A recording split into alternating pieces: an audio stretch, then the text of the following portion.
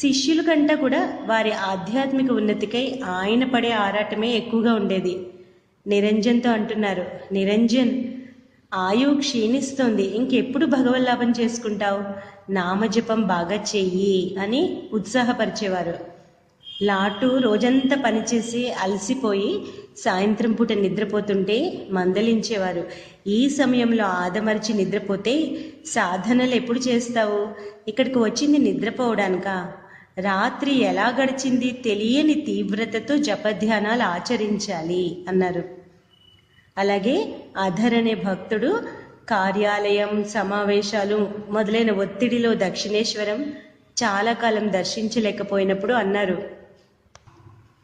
చూడు అధర్, కార్యాలయాలు, సమావేశాలు మొదలైనవన్నీ కూడా అనిత్యం, భగవంతుడు ఒక్కడే నిత్యం.